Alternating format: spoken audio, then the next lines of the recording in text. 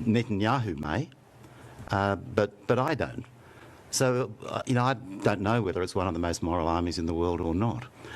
But what I do have expertise in and what I do have authority to do is make assessments of criminal conduct.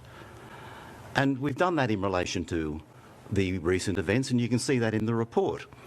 And the only conclusion you can draw is that the Israeli army is one of the most criminal armies in the world. So after supporting Israel in its genocidal campaign in Gaza for more than 14 months, the Australians are finally doing the right thing. In a latest development, the country's immigration department has denied entry to 2 Israeli terrorists who were trying to enter Australia after taking part in the genocide of Palestinians in Gaza and the occupied West Bank. That's what these IDF terrorists do, don't they? Kill Palestinians for fun. And this didn't just start on 7th of October. This is a part of their DNA to kill innocent men, women, children, and babies. So it was quite heartening to see the Australian Immigration Department do the right thing for a change.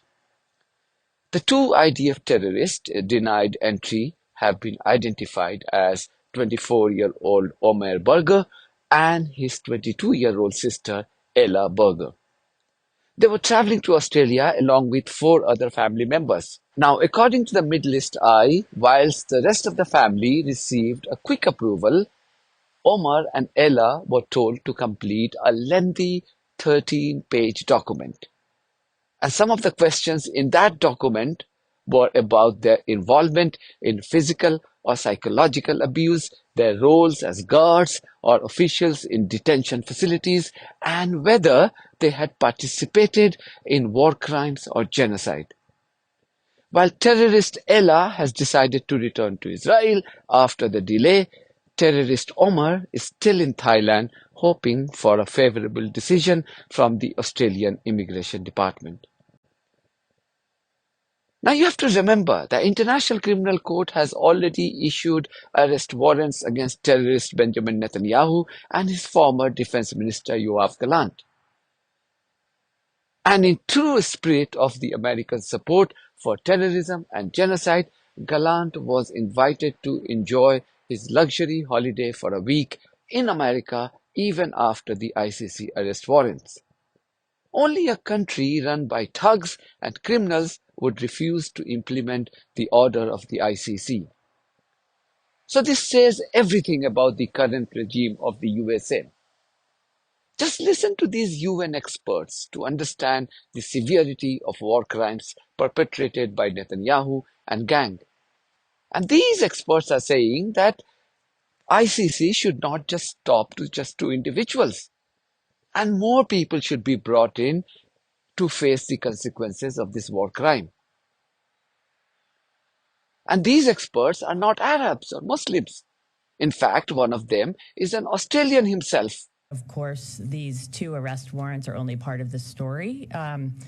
As my colleagues have already said, every state around the world has the obligation to ensure, uphold, protect international humanitarian law and to end any genocide. And that means that they should be taking all affirmative steps to ensure that they're preserving evidence, that they are taking steps to cooperate with those bodies that are undertaking efforts to bring people to justice. And then they should be using whatever is available within their own legal system to take the steps they need to hold people to account as well. So I talk specifically about the ICC because I'm very concerned about the attacks by different states on that body, and because it has an important role to play in holding those at the highest levels to account. But of course, anyone who's engaged in crimes against humanity, genocide, and war crimes should be held accountable for those crimes as well.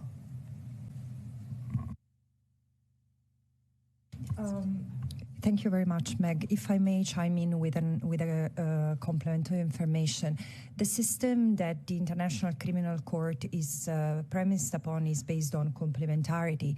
Therefore, the role of national courts, I keep on saying, is so relevant, not only because there is a universal jurisdiction on crimes like genocide, but also because to a large extent, the perpetrators are also nationals of other countries, and therefore they should be held accountable under their national framework. And I'm referring to nationals who have been fighting in the Israeli army, individuals who live in the settlements and might have committed violence against the Palestinians. There are many who have double nationalities, Western nationalities, but also Arab nationalities, a number of them. And there are Western citizens who are selling and purchasing property stolen from the Palestinians in the occupied Palestinian territory. I recently discovered that this happens in Canada and elsewhere in the world. And also there are businesses, charities, pension funds, banks. For this, you will have to wait for my next report, because this is what I'm investigating. International justice and foreign universal jurisdiction war crimes cases are, of course, absolutely critical, but they'll only ever prosecute a very, very small number of perpetrators. That's why Israel's obligations under the Geneva Convention to investigate and prosecute its own war criminals is one which is absolutely essential to fulfill. The problem being, over many decades, the Israeli military justice system has proven, in most cases, utterly incapable of holding Israeli nationals to account. When prosecutions are brought, in rare cases, they often end in very light penalties relative to the severity of the crimes.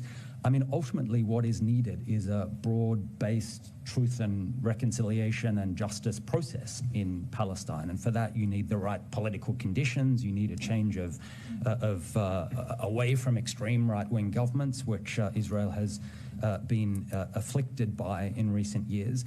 I wonder why the Australian government did not listen to some of its globally renowned experts earlier. This is what another Australian expert, Chris Sidoti, told us months ago about Israeli war crimes. You mentioned the Israeli army is the most moral army in the world. I mean, this is something that is said repeatedly by the current Prime Minister of Israel, Netanyahu. On one recent occasion, he walked it back a bit and he said one of the most moral armies in the world. Now, I don't have the expertise and I don't have the authority to make assessments of morality. Netanyahu may, but I don't. So, I don't know whether it's one of the most moral armies in the world or not. But what I do have expertise in and what I do have an authority to do is make assessments of criminal conduct. And we've done that in relation to the recent events, and you can see that in the report. And the only conclusion you can draw is that the Israeli army is one of the most criminal armies in the world. As of last week, 13,319 children have been killed in Gaza, of whom 786 were under the age of 1. And in addition, 165 children have been killed in the West Bank. Now, that's the only statistic I want to give you. And it's a statistic that, to me, says everything. Kids aren't terrorists. Kids aren't terrorists. UNRWA has investigated and dismissed, as I understand it, 9 staff. I'm not UNRWA. You need to check that with them, but I think it's 9 staff. That's more than the number of staff that the Israeli Defence Forces have dismissed for violations of international humanitarian law, such as war crimes and crimes against humanity. UNRWA at this stage is doing far better than the IDF. UNRWA has saved Israeli taxpayers billions of dollars over the last 57 years. Billions.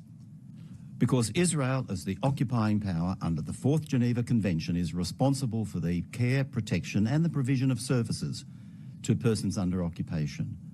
Israel should have been providing hospitals, medical support, schools, universities, social security, employment programs, and it hasn't. The international community has been doing that by its financial support for UNRWA. So if UNRWA is kicked out, the cost for the Israeli taxpayer is going to be ginormous.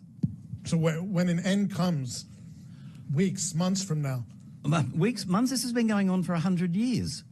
Weeks, months? Gaza has been occupied for 100 years? No, the war has been going on for 100 years. When we were here a year ago today, I certainly didn't anticipate that we would be back now and this killing would be continuing. There has never been a period in this 100-year war in which the fighting has gone on for so long, resulting in the deaths of so many people. It is a period without precedent in a war that has been going for a century. We shrug our shoulders because the war has been going on so long, and it's understandable but regrettable that the impact of the killing of the last almost 13 months is lost on us as a result. So going forward, not just Australia, but countries around the world should impose a ban on every single Israeli national on entering their territories. I've been demanding a ban on Israel by global sporting bodies, and they have refused to do so. You cannot call yourself civilized and still welcome the perpetrators of genocide in international sporting competitions. That's it for me. Thank you very much for your support of this platform and our journalism on buymeacoffee.com and Patreon. If you too think that our journalism is worth supporting, then you too should become part of it. In the meantime, if you haven't subscribed to my channel, please do so, because that's one of the many ways you can support independent journalism. God bless you all.